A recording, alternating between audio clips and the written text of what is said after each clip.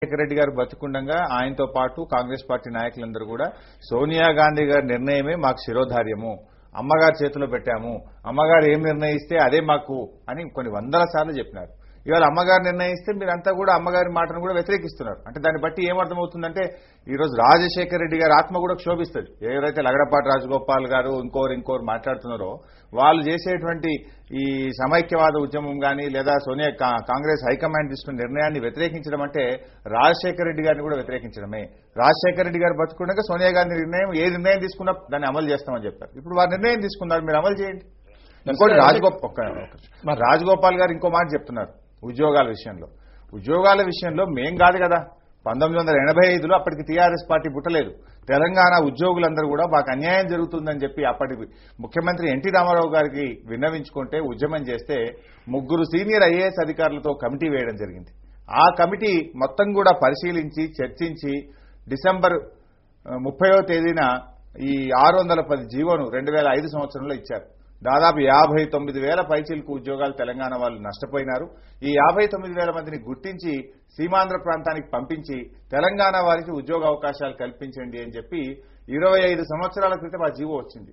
25 ఏళ్ళు అయినా కానీ జీవో వచ్చి ఆ జీవో ఇంతవరకు అమలు కాలేదు.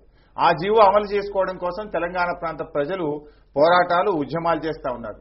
వచ్చినటువంటి తెలుగుదేశం ప్రభుత్వం కావచ్చు, కాంగ్రెస్ ప్రభుత్వం కావచ్చు, కాలయాపన చేస్తారు. కమిటీల పేరిట, కమిషన్ల పేరిట కాలయాపన చేస్తూ తెలంగాణ ప్రజల్ని మోసపుచ్చుతూ మేమేదో అమలు చేయబోతున్నాం అనడమే కానీ చేయడం అయితే లేదు.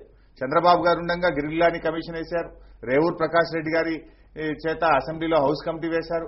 రాజశేఖర రెడ్డి వచ్చిన తర్వాత ఉత్తమ్ కుమార్ రెడ్డితో house committee, officers committee, cabinet sub committee, కమిటీల పేరు మీద మమ్మల్ని మభ్యపెట్టే ప్రయత్నం చేసిన తెలంగాణ ప్రజల్ని కానీ నిజంగా అది అమలు చేసి ఉద్యోగాలు ఇచ్చుంటే ఈ సమస్య వచ్చేది కాదు. ఇక రాజగోపాల్ని అడుగుతా ఉన్నాడు, ఈ మాట ఏం చెప్పలేదు కదా, 59,000 నష్టపోయారని ఎన్టీ రామారావు గారు ఇచ్చారు జీవో. ఇది ప్రభుత్వ రంగంలో గుర్తించబడినటువంటివి.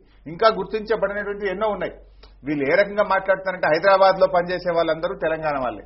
చివరికి మన టీజీ వెంకటేష్ రాయలసీమ సీమాంధ్ర ఎమ్మెల్యేలు ఒక రిప్రజెంటేషన్ ఇస్తే దాంట్లో ఎట్లుందంటే హైదరాబాద్ లో ఇన్ని కార్లు ఉన్నాయి అంటే ఇంత అభివృద్ధి చెందిన అంటే హైదరాబాద్ లో ఉన్న కార్లన్నీ తెలంగాణ వాళ్ళేనా?